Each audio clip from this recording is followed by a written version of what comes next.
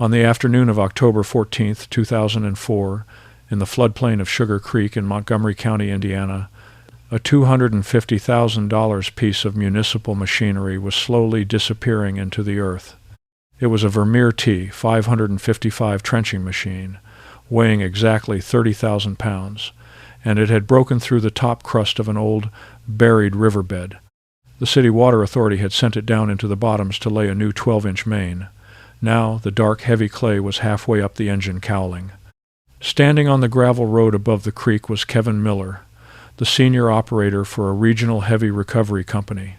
He was driving a 50-ton Century 1140 rotator wrecker.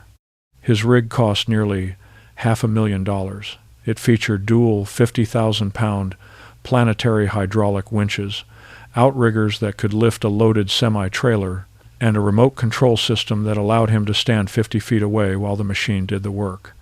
At exactly 2:15 p.m., Kevin engaged the power takeoff, throttled up his hydraulic system, and tried to snatch the trencher out of the mud. The 3/4-inch wire rope went completely rigid. The heavy wrecker squatted hard on its outriggers, its diesel engine roaring against the load. Then, the cable snapped with a sound like a cannon shot. The broken line violently whipped back, slicing clean through a 4-inch oak branch before burying itself deep in the dirt embankment. It was the first cable to break that day. It would not be the last. Sitting on the tailgate of a rusted 1982 Ford F-250, watching this display of modern hydraulic force tear itself apart, was a 71-year-old retired farmer named Elias Thorne. In the bed of his truck sat a 1938 Caterpillar D2. It was a machine that had been obsolete for half a century. It had no hydraulics, no computerized load sensors, and exactly 25 horsepower at the drawbar. And as Kevin Miller began cursing and dragging a second heavy steel cable through the deep mud, Elias didn't say a word. He just opened his thermos, poured a cup of black coffee, and waited for the city boys to run out of wire.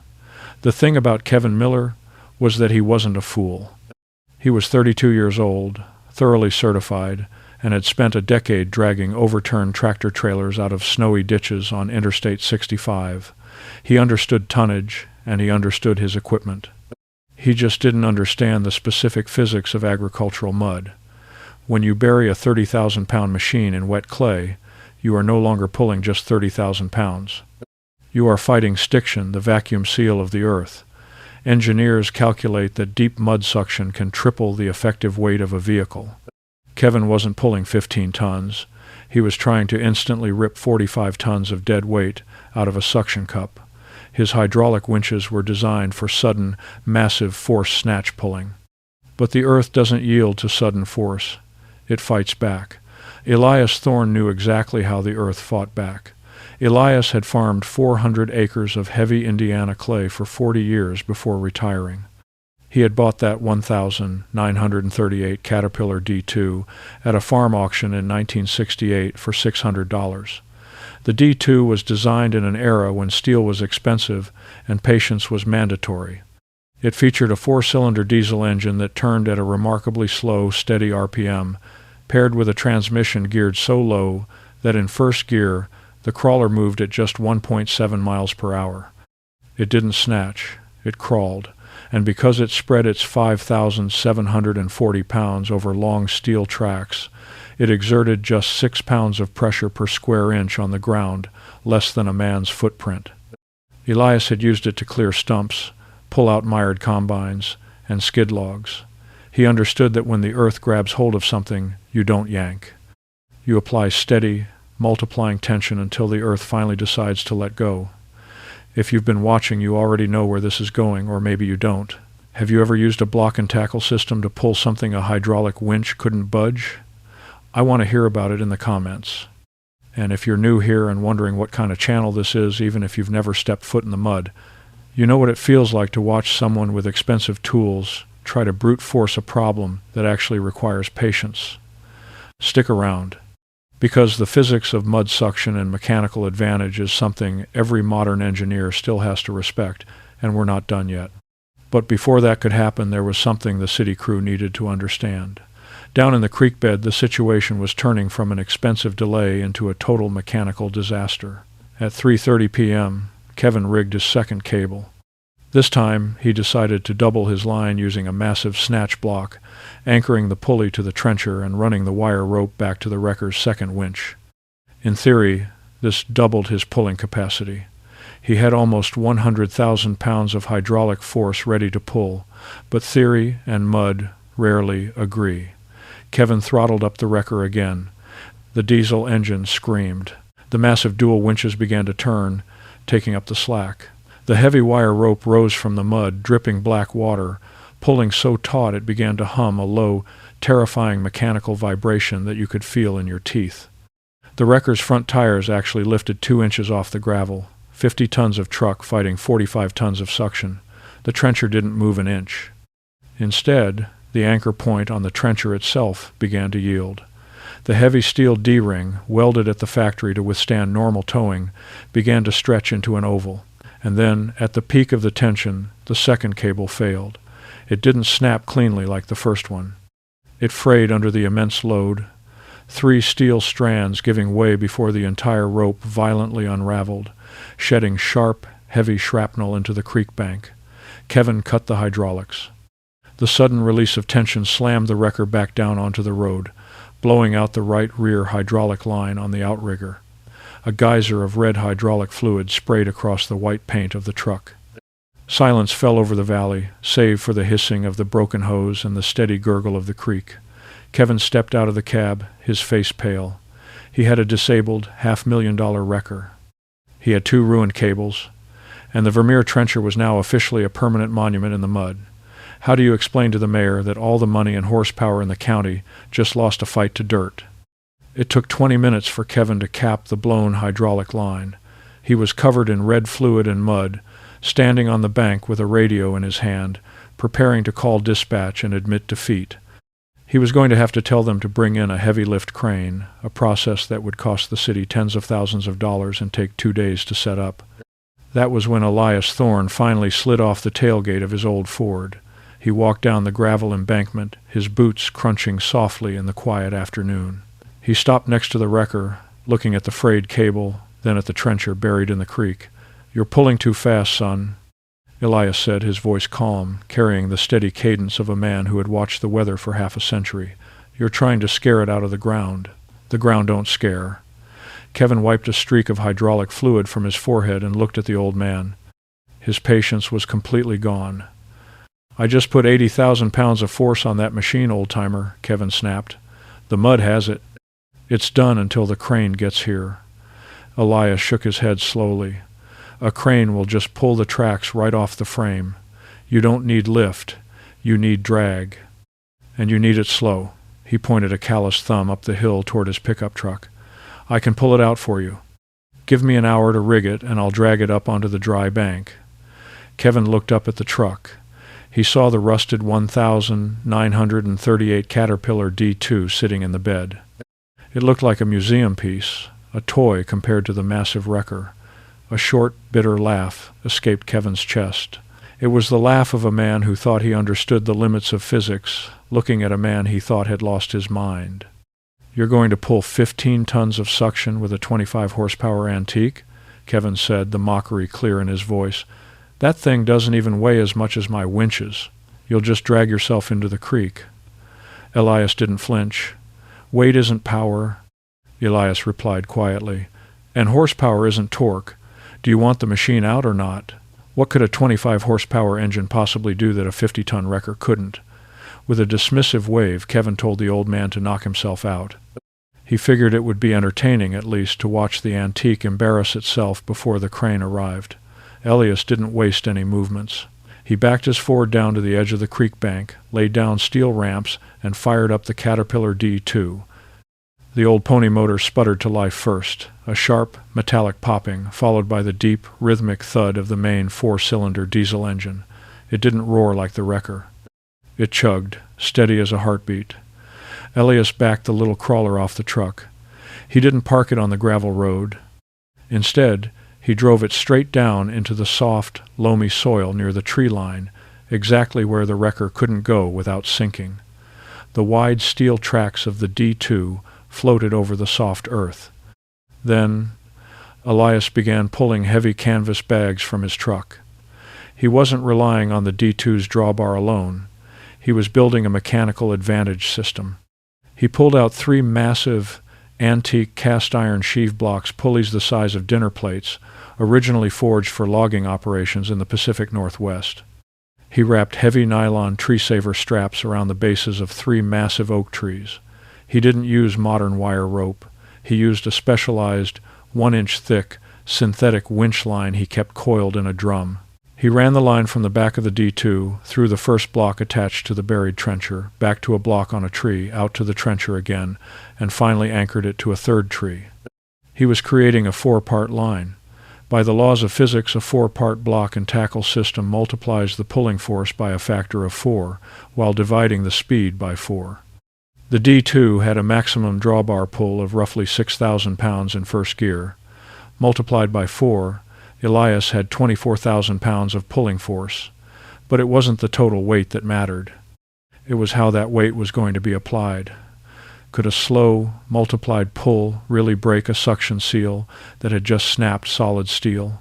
Kevin stood with his arms crossed, watching the geometry of the ropes taking shape. As an experienced recovery man, he understood mechanical advantage, but he still didn't believe the little tractor had the traction to hold its ground. Once that line goes tight, Kevin muttered to his apprentice, that crawler is just going to pull itself backward into the mud. But Elias knew his machine. He positioned the D2 behind a slight rise in the earth, using the terrain as a natural chock for his steel tracks. At 4:45 p.m., Elias climbed onto the worn steel seat of the crawler. He didn't rev the engine, he just shifted the heavy iron lever into first gear and gently, methodically engaged the hand clutch. The D2 lurched forward, moving at a glacial 1.7 miles per hour. The synthetic line began to rise from the mud. It didn't snap taut with a violent jerk. It tightened inch by inch, the heavy cast-iron blocks groaning as they aligned. The tracks of the D2 bit into the earth. The cleats dug down through the soft topsoil, finding the hard clay beneath. The front of the crawler lifted slightly, but it didn't slide backward. The terrain and the low ground pressure held it fast. Now, the battle was between the steady, multiplying torque of the old diesel engine and the stiction of the mud. Because the D2 was moving so slowly, and because the 4-part line reduced the speed even further, the pull on the trencher was agonizingly slow. It was applying tension at a rate of millimeters per second. And this was the secret. Mud suction is a fluid dynamic problem. If you pull fast, the mud acts like a solid, creating an unbreakable vacuum. If you pull incredibly slowly, you give the water and air time to seep into the vacuum pocket. You don't break the seal, you peel it. For 10 long minutes, the engine chugged. The line stretched tight as a guitar string. Nothing happened. Kevin smirked, but then Elias reached down and opened the throttle just a fraction of an inch. What happens when the earth finally realizes it has been outweighted? At 4:56 p.m., a sound echoed through the creek bed. It wasn't the violent crack of breaking steel. It was a wet, heavy sucking noise, like a giant taking a breath. Down in the pit, the mud around the trencher's tracks began to bubble. The vacuum was failing. Kevin dropped his arms, stepping closer to the edge, his eyes wide.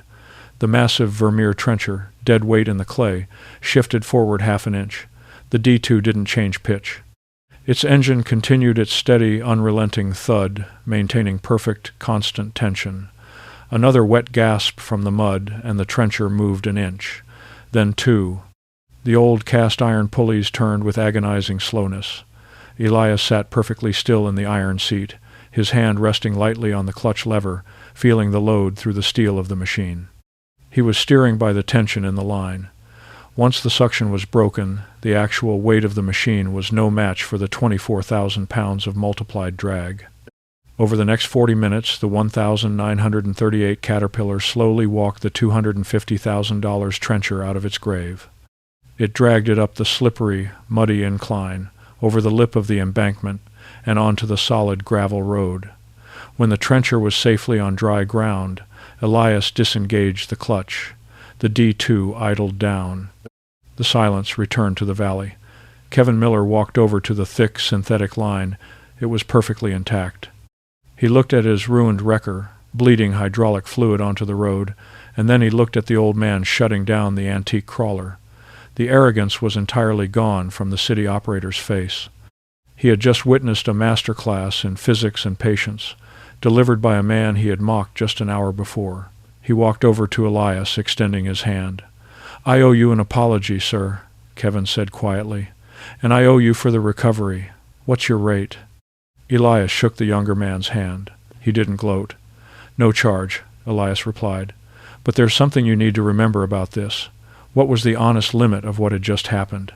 Elias began untying his rigging, wiping the mud off his heavy cast-iron blocks. "Don't go thinking this old tractor is magic," Elias told Kevin, wrapping the tree-saver straps. "If that trencher had been buried on a paved road, your wrecker would have snatched it out in 3 minutes while I was still trying to unload. This Caterpillar is too slow for highway recovery. It can't lift, it can't reach, and it maxes out at less than 2 miles an hour." He patted the iron hood of the D2. "It's an antique.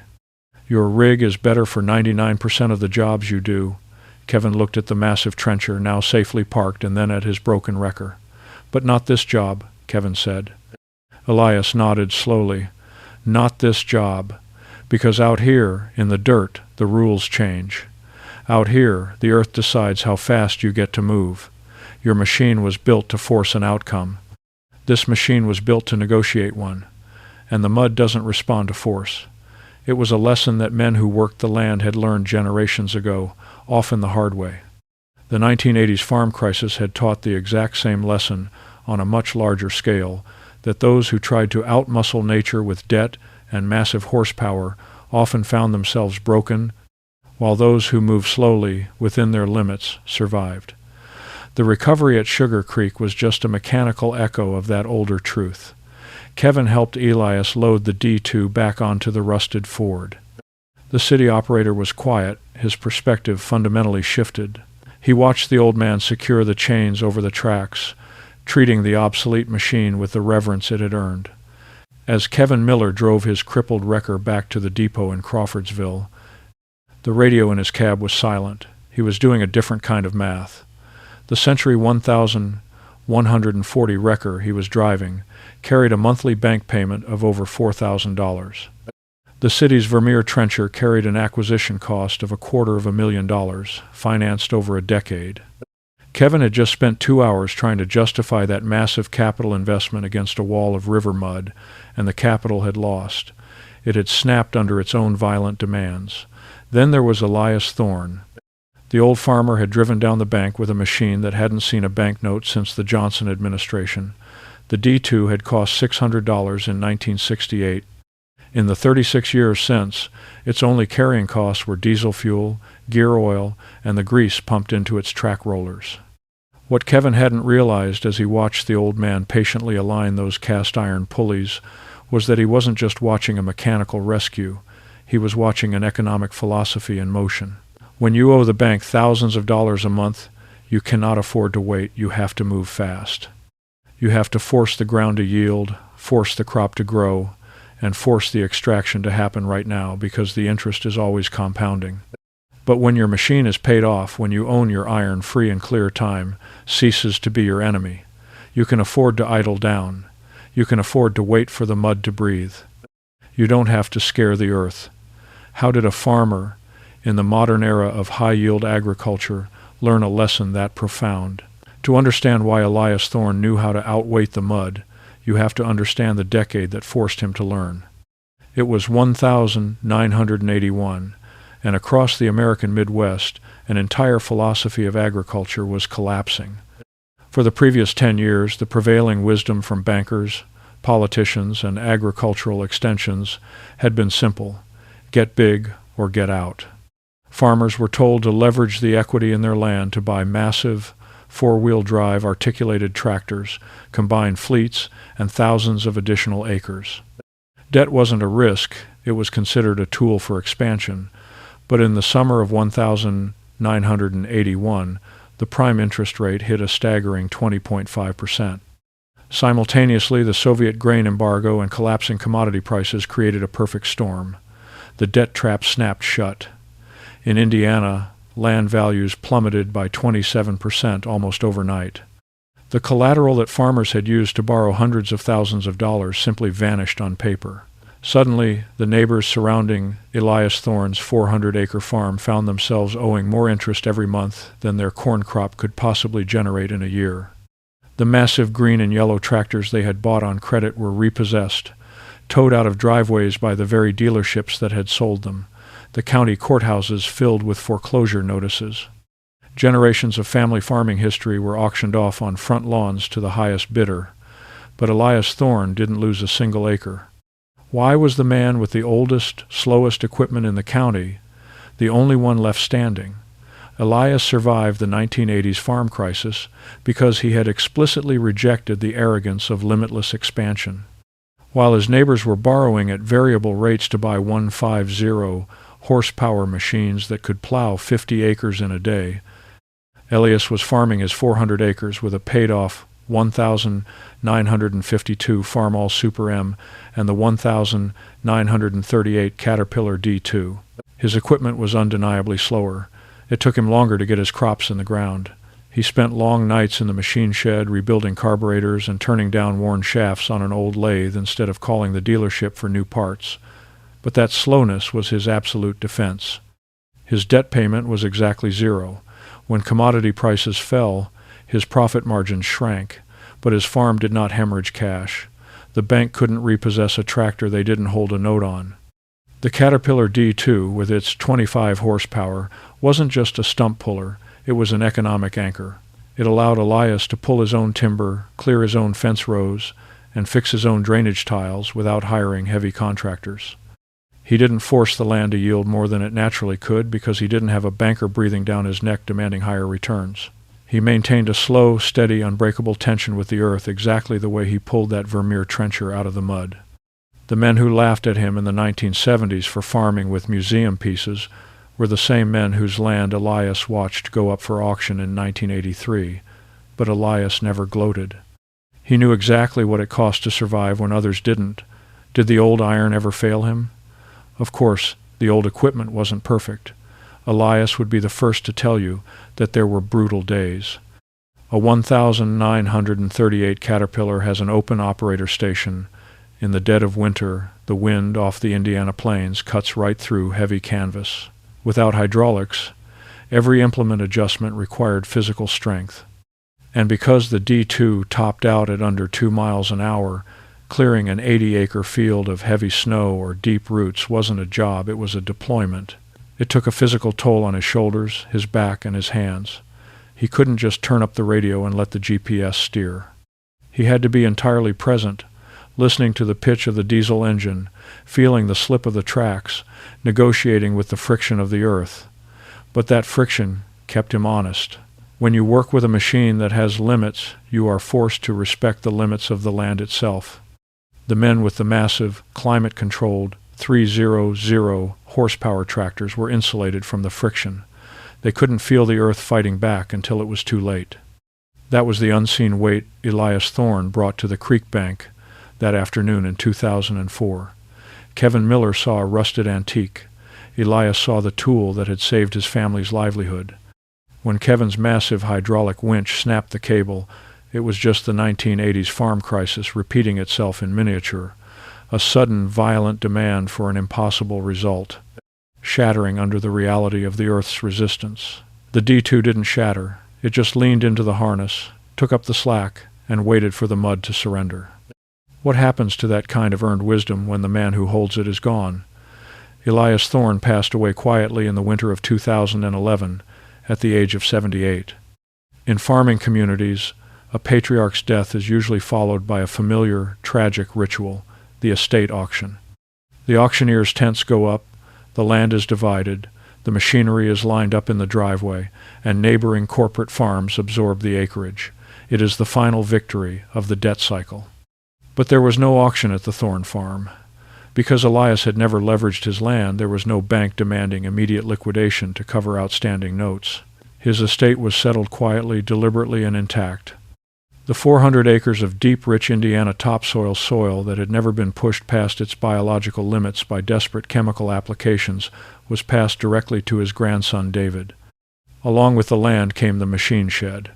Inside that shed sat the 1,952 Farmall Super M, a meticulous catalog of hand-labeled coffee cans full of salvaged hardware, and the 1,938 Caterpillar D2.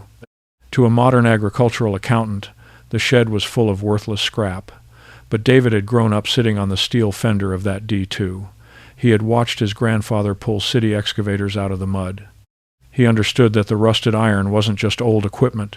It was the physical manifestation of the patience that had saved their family name. He didn't sell the crawler. He didn't trade it in for green paint. He left it exactly where it was. Today, the Thorne farm is a thriving operation. David uses modern equipment for the bulk of his daily work: GPS-guided planters, modern combines, machines that Elias would have marveled at. He isn't foolish. He knows the value of technology when it is used correctly and bought responsibly. But in the back of the machine shed, under a heavy canvas tarp, the old iron remains. Twice a year, David pulls the tarp back. He checks the oil, primes the pony motor, and engages the heavy steel flywheel. The antique engine still fires up, settling into that familiar, slow, unrelenting chug that echoes off the wooden walls of the barn. If this story meant something to you, if you grew up with a machine like this one, or if you know someone who did subscribe, because there are more stories like this one, and they deserve to be told while the people who lived them are still here to tell them. Have you ever used a block and tackle system to pull something a hydraulic winch couldn't budge? Leave it in the comments. I read every one. And the physics of mud suction and mechanical advantage is something every modern engineer still has to respect. That's the kind of hidden truth we explore in the next story we're going to tell. The Caterpillar D2 doesn't pull a plow anymore. It doesn't need to. Its work is done. But every autumn, when the heavy rains turn the creek bottoms to slick, impassable clay, and the massive modern machines occasionally find themselves hopelessly buried in the earth, the rusted 1,938 Caterpillar is sitting quietly in the shed. It is fully fueled, it is freshly greased, and it is waiting